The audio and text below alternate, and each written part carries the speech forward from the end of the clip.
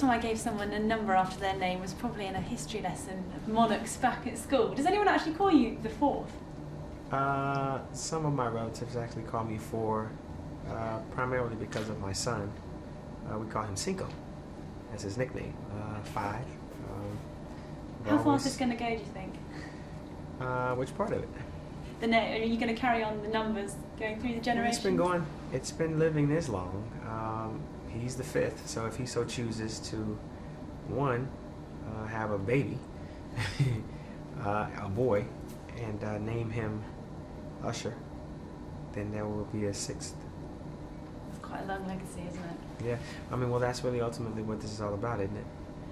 Building a legacy for ourselves, and we only hope to, through our creative outlets, accumulate wealth, to preserve it, and then also transfer that wealth to our offspring.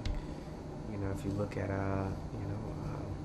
world history, the families that have stayed together have obviously dominated. I mean, you go all the way over to the Queen, and then some. So to have that legacy to build upon, and using these opportunities is the objective. That's pretty profound for 11 o'clock in the morning. Well, I mean, I got a brain, you know what I mean? Yeah, use it. Fair enough. Better use it. Now listen, when I think of you and that first big track you did, All I Wanna, I kind of transport myself back, I almost close my eyes for this, back to some sort of village hall and a disco and probably trying to dance with a boy or something horrendous like that. Yeah. Where do you go when you transport yourself back to that? Because that was your big moment, I guess, wasn't it? Which song was that? All I Wanna, that one. All I Wanna. Which one was that? You Make Me Wanna. Oh, You Make Me Wanna. You Make That's Me the Wanna. one, yeah. You Make Me Wanna. Well, you gotta understand, for many years I had performed and attempted to break.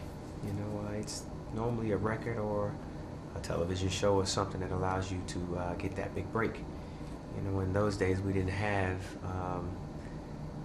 the mediocrity and opportunity to exploit, our talents. So I had to do whatever I had to get to that hit record. Eventually I met someone who I gelled with as an artist. My first album wasn't as successful as I would have wanted it to be. However, I did have records that people liked. But this was just kind of setting the foundation of who I was as an entertainer.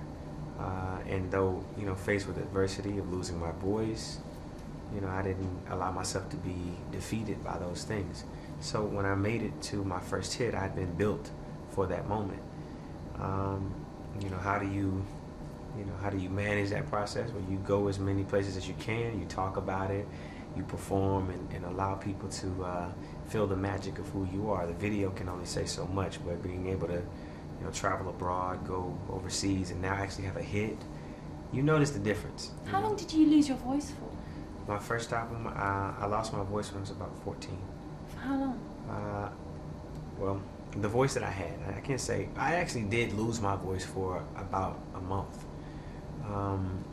where I was unable to speak. And I think after that, after starting the vocal training, it began to come back.